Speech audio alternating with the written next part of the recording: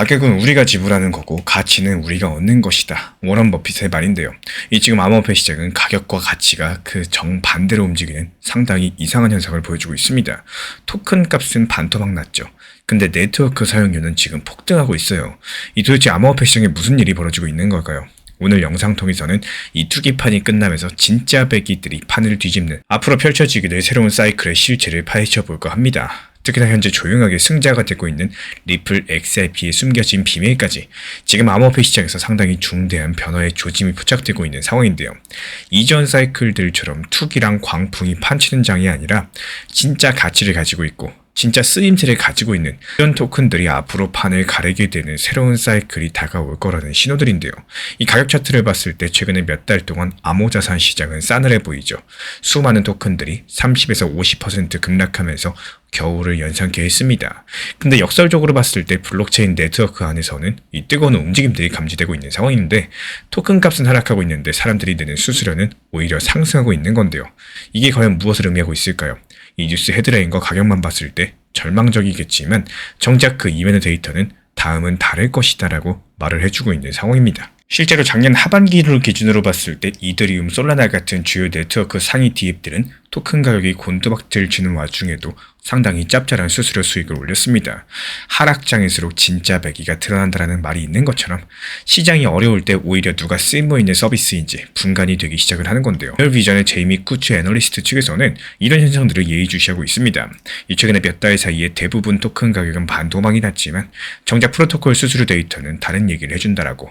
이 수수료 상위 10개 중에 대부분이 이더리움, 솔라나 기반 어플이고요. 시가총액 대비했을 때 수수료 비율이 10배가 채 안 된다라고 지적을 남겼어요. 이게 무슨 뜻일까요? 네트워크를 많이들 쓰고 수수료가 쌓이고 있는데 정작 토큰 시총은 그 가치의 10배도 안 된다는 겁니다. 이게 마치 어떤 회사가 돈을 잘 벌고 있는데 주가가 너무 낮아가지고 주가 수익 비율 퍼가 10도 안 된다는 얘기랑 똑같은데요. 쿠츠가 이런 언더밸류드 상태에 주목을 하면서 하락장 중의 수수료 급증은 역사적으로 토큰 가격의 평균 회귀, 이 반등을 선행했다라고 분석을 남겼습니다. 사용자는 여전히 존재하고 있는데 가격만 저렴해졌다. 그렇다면 뭘까요? 결국에 가격이 다시 반등하고 상승하는 이런 쪽으로 정상화되는 경향이 있었다는 뜻이겠죠. 조금 더 간단하게 말씀을 드리자면은 최근에 암호화폐 시장 강력한 가격의 급락이 있었습니다. 하지만 그럼에도 불구하고 사용자는 여전히 존재해요. 그렇다면 과매도 구간 가격이 기이한 현상으로 저렴해졌다. 이렇게 볼 수가 있기 때문에 다시 반등을 준비하고 있다는 거예요. 사람들이 실제로 사용하고 있는 프로토콜은 죽지 않았고 그리고 그 다음 암호화폐 시장의 상승 사이클을 준비하고 있다는 뜻이겠죠. 그리고 이어서 쿠츠 측에서는 다음 사이클의 성격에 대해서 상당히 재밌는 전망을 내놨습니다. 앞으로 다가올 시장은 이전처럼 암호화폐 투기판이 되진 않을 것이다 라고 단언을 하고 있는 상황인데 그 대신에 전통 금융자산의 토큰화가 새로운 성장 동력이 될 거라고 해요. 예를 들어가지고 채권, 주식, 부동산 같은 실물 자산을 블록체인 위에 옮겨와가지고 거래를 하면요. 디파이 프로토콜이 지속 가능한 수수료 기반을 확보하게 됩니다. 쉽게 말씀드려서 진짜 매출이 생긴다는 건데 지금까지 디파이 붐이 한때 수십조 원의 예치금을 끌어모으긴 했었지만요. 엄밀히 말씀드리면 자기들끼리 돈 불리게 하는 돈놀이 성격이 강력했습니다. 하지만 앞으로는 현실 세계의 자본들이 들어와서 진짜 서비스를 이용하면서 여기서 내는 요금으로써 프로토콜이 돌아간다. 그러면 이야기가 달라지겠죠. 토큰화만 해도 잠재 시장 규모가 수조 달러에 이른다라는 분석이 있는 것처럼 이 시장의 판이 커져도 단단한 판이 될 수가 있겠습니다. 물론 그러려면은 기존 토큰들의 경제 모델도 같이 바뀌어줘야 되는데요. 쿠츠가 여기서 많은 프로토콜이 토크노믹스를 수정해야 될 것이다라고 지적을 남겼어요. 의미 없는 인플레이션 보상으로서 물량만 풀 게 아니라 실제 수익과 연동되고 거버넌스 역할을 하는 토큰으로서 거듭나야 된다는 뜻입니다. 그리고 또 한 가지로서 AI 요인을 언급을 했습니다. AI 에이전트들이 온체인 거래에 활용될 것이다라고 내다본 건데 쉽게 풀어서 설명드리면은 앞으로 인공지능이 자동으로 디파이 프로토콜을 이용해서 투자 포트폴리오까지도 운용하는 시대가 올 것이라는 말입니다. 이미 현재 주식시장에서 어떻죠? 알고리즘 트레이딩이 현재 주류입니다. 앞으로도 블록체인 세계에서도 AI가 사람 대신에 대출도 하고 수합도 하고 수익 농사도 할 수 있다는 건데요. 여기서 상상해보면 그렇게 될 경우에 온체인 거래량이 폭발적으로 증가하겠죠. AI랑 토큰화랑 개선된 토크노믹스까지도 갖춰지게 된다. 앞으로 디파이는 확실히 과거와는 다른 성숙한 판이 될 가능성이 높습니다. 그리고 다음 디파이 사이클에서는 이전과 확연히 달라질 것이라는 이런 전망이 점점 더 무게가 실리는 이유입니다. 여기까지 들어보면은 굉장한 청사진처럼 들려요. 근데 정작 현실의 가격 그래프는 왜 이렇게 우울한 걸까요? 금리도 내리고 세상 돈도 풀리는 것 같은데 왜 암호자산은 최근에 힘을 받지 못하고 있을까요? 많은 분들께서 이 대목에서 의아해집니다. 이 작년 상황을 돌아볼까요? 2025년 초반에 시장 분위기가 상당히 좋았죠. 미국에서 규제 불확실성이 줄어들고 연준도 금리 인하로 돌아설 조짐을 보이면서 한때 비트코인이 2024년 말부터 2025년 초까지 상당한 랠리를 펼쳤었죠. 하지만 2025년 중반 이후에 상황이 바뀌었습니다. 암호화폐 가격이 정점을 찍고 나서 급격한 조정 국면에 들어섰다는 건데 실제로 2025년에 미국 기준금리가 점점 내려가면서 연말쯤에 3%대 중반까지 완화됐습니다. 달러도 약세였고요. 같은 기간 금값은 70% 폭등했고 미국 기술주도 연초 대비했을 때 20% 이상 상승했습니다. 이 정책 환경이랑 전통시장 분위기는 크립토 프렌들리했었는데 정작 크립토는 힘을 쓰지 못했다라는 거. 이유가 뭘까요? 그리고 그 이유에 대해서는 시장 내부에 있었다라고 보는 견해가 유력합니다. 실제로 이미 그 전에 너무 앞서가지고 달렸었던 부분들, 여기를 되돌리는 과정이었다라는 건데 특히 2024년 말에서 2025년 초 이때 전 세계 암호화폐 시장은 미리 규제 개선과 ETF 승인 기대까지도 여러 가지를 선반영하면서 크게 상승했어요. 그리고 일각에서는 2024년 11월 미국 대선 결과로서 트럼프 대통령이 친암호화폐 기조까지도 연설한 바가 있었죠. 여기서 투자자들이 환호를 했었는데 이 시장이 항상 그랬던 것처럼 이 기대감에 배수해서 뉴스에 매도하는 이런 흐름들이 펼쳐졌던 겁니다. 2025년 들어가지고 실제 호재들이 현실화되면서 오히려 차익 실현 매물들이 나왔었고 가격은 오히려 하향 조정됐습니다. 이 시기에 상승 모멘텀을 이어갈 수 있는 새로운 자금 유입이 부족했던 것도 있는데요. 왜냐하면 것이 호재에도 불구하고 이전 사이클의 상처랑 거품에 대한 경계심이 남아 있었거든요. 이 많은 신규 개인분들께서 2022년, 2023년에 겪었었던 폭락을 기억했었고 선뜻 재진입을 하지 못했습니다. 또 상승할 줄 알았는데 이러면서 물려있었던 분들은 반등 때 겨우 빠져나오는 식으로서 시장 참여자 구성이 변했었죠. 하지만 또 이런 조정 국면에서 조용하게 움직인 사람들이 있었죠. 바로 기관들입니다. 눈에 잘 띄진 않았지만 2025년 말즈음에 펀드 자금 흐름 데이터를 분석해보면요. 상당히 놀라운 점들이 드러나는데 비트코인과 이더리움 기반의 상장 지수 상품 ETP들에서는 연말에 오히려 투자금이 빠져나간 반면에 새로 출시되는 XRP ETP들에서는 연일 자금이 들어오고 있었다라는 거. 실제 수치로 봤을 때 2025년 11월부터 12월 약 한 달 반 동안 비트코인 ETF에서 10억 달러 넘는 순유출이 있었죠. 하지만 같은 기간 XRP ETF들은 43일 연속 순유입을 기록을 세우면서 약 13억 달러 규모로 덩치를 키웠습니다. 이 정도면 상당히 의미심장한 자금 이동들인데요. 왜 이런 일이 벌어질 수 있었을까? 이 앞서 말씀드린 구조적인 변화가 현실화되고 있기 때문입니다. 기관들은 눈앞의 가격 등락보다 더 멀리를 내다보고 있어요. XRP를 선택한 이유는 분명합니다. 지난 2025년 8월에 미 법원에서 XRP 자체가 증권이 아니다라는 결론이 나오면서 리플이 승소했죠. XRP에 대한 규제 리스크가 사실상 제거됐기 때문에 이 미국 거래소들의 XRP가 재상장되고 그렇게 눈치만 보던 미국 기관들도 마음 놓고 XRP를 다룰 수 있는 환경이 마련이 되다라는 거. 여기에다가 리플이 내놓은 혁신적인 행보들. 이어서 말씀드릴 거지만 이런 것들이 전부 다 이어지면서 이 정도면 XRP는 다르다 이런 인식이 퍼지고 있는 겁니다. 한마디로 다음 사이클에서 살아남을 수 있고 앞서갈 수 있는 코인을 미리 담아두는 움직임이 시작이 됐다라는 거죠.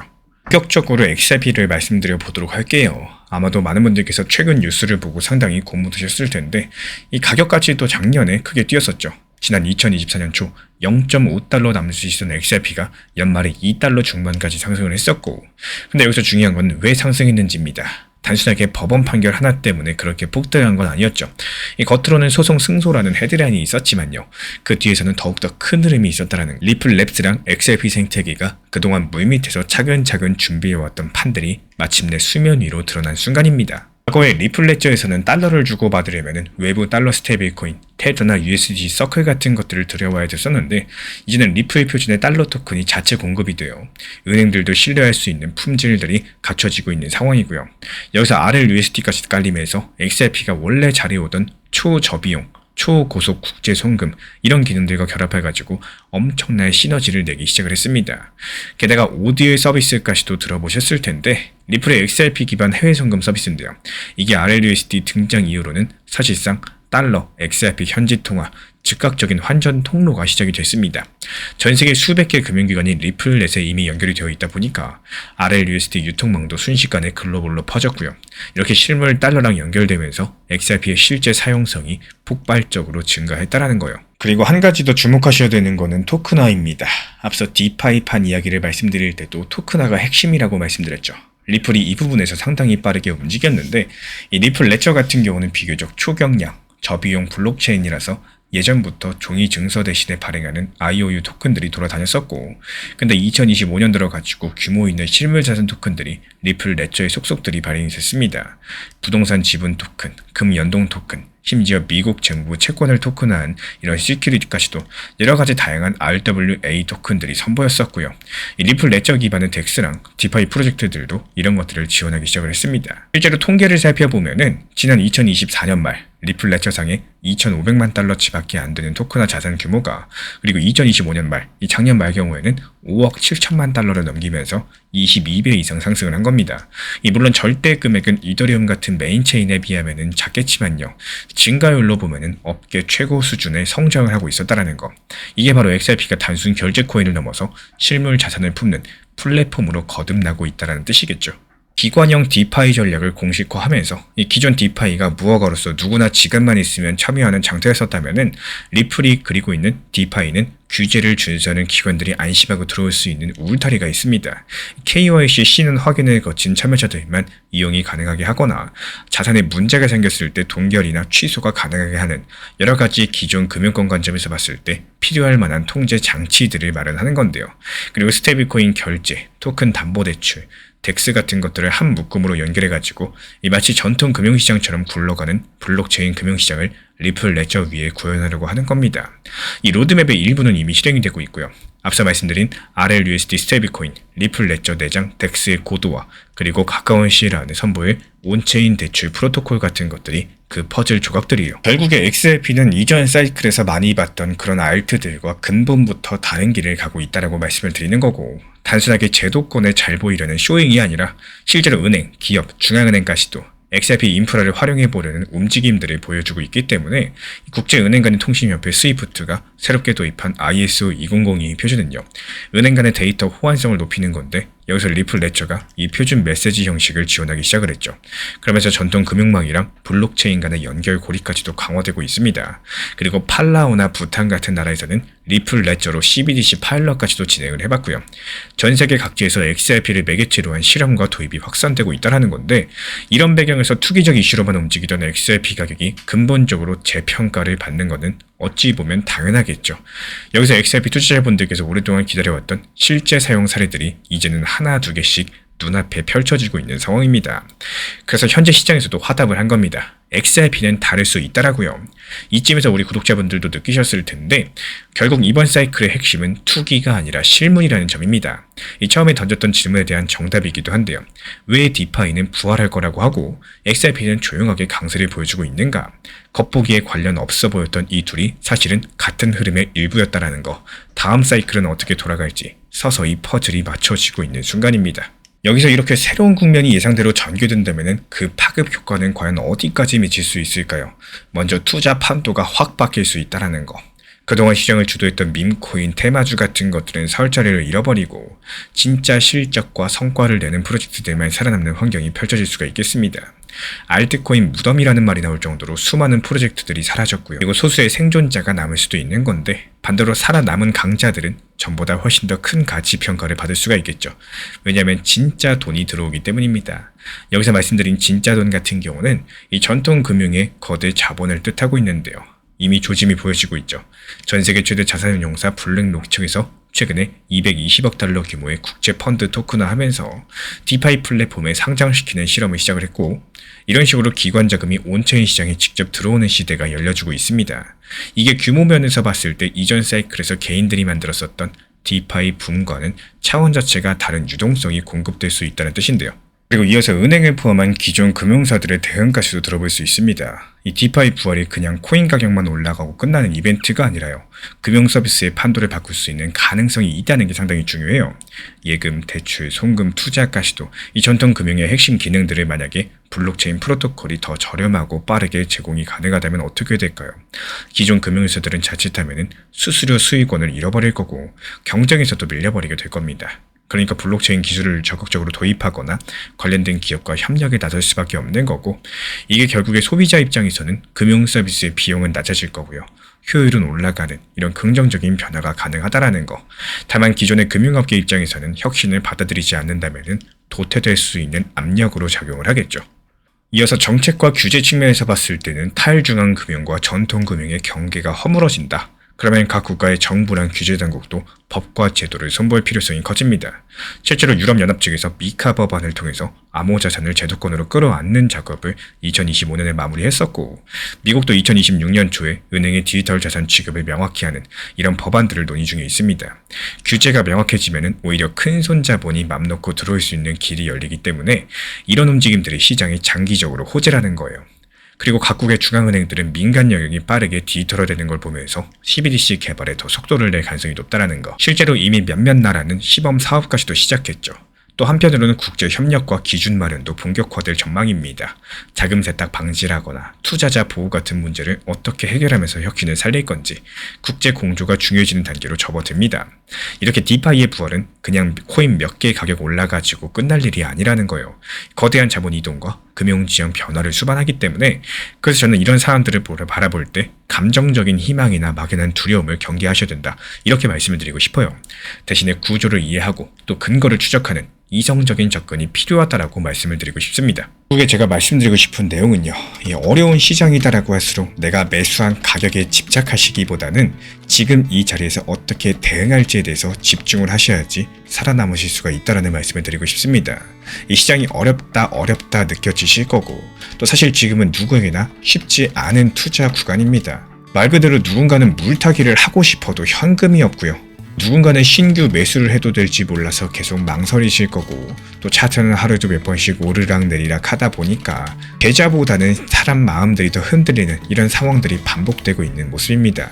이럴 때일수록 생각에 대해서 더 복잡하게 가져가시는 게 아니라요, 오히려 더 단순하게 가져가셔야 된다, 이런 말씀을 드리고 싶습니다. 시장 자체가 좋지 않다라고 해가지고 나의 리플 XRP 평균 단가가 높다라고 해가지고 이런 가격들이 기준이 되어버려서는 안 된다라는 말씀을 드리고 싶은 거고, 지금 시장은 내 평단을 전혀 신경 쓰지 않고 있는 것 같은데, 내 평균 단가까지만 상승해라, 방등해라, 본전 오면 판다, XRP 3,500원까지만 상승하면은 그때 매도하고 나와야지, 이렇게 과거 가격들에 묶여 있으시면은 지금 눈앞에 있는 기회를 계속 놓쳐버리시게 되는 거고, 여기서 중요한 건 내가 얼마에 매수했는지가 아니라요, 지금 자리에서 반등이 나오면은 어디까지 상승해줄 거고 어디까지 열려 있는지, 매물 구간은 어디인지, 그리고 이게 다시 눌리고 하락했을 때 나는 또 무엇을 할 준비가 되어 있는지, 반등이 나왔을 때 어디 구간에서 일부 현금화를 해놓을지, 그 현금으로 다음 하락 때 어떻게 다시 분할 매수하면서 담아갈 수가 있는지,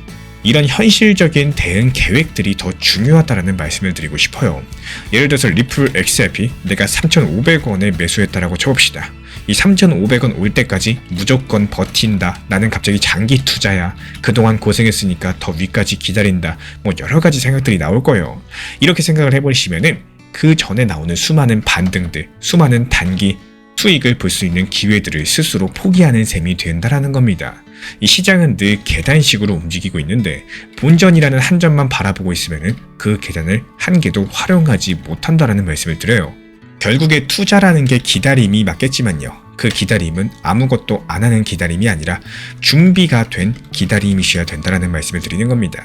지금 어려운 시장인 거 맞아요. 하지만 나한테만 어려운 시장이 아니라 누구에게나 어려운 시장, 말 그대로 모두에게 어려운 시장이다라고 했을 때, 또 이런 상황에서 약간의 대응들과 현실적인 판단으로서 조금이라도 득이 되는 이런 전략을 세우신다면은 오히려 조금은 효율적인, 그리고 수익을 만들어낼 수 있는 시장으로서 만들 수가 있다는 겁니다. 항상 리플이나 비트를 포함해서 무언가를 매수하실 때 무리하게 급격하게 매수하시는 게 아니라요, 이 분할 매수를 통해서 천천히 단기 저점을 노리는 것도 정말 중요한 요소인 거고, 내가 오늘 당장 매수를 안 하더라도 내가 원하는 구간까지 기다리고 현금 비중을 잘 보유하고 있는 것도 상당히 중요한 전략 중에 하나입니다.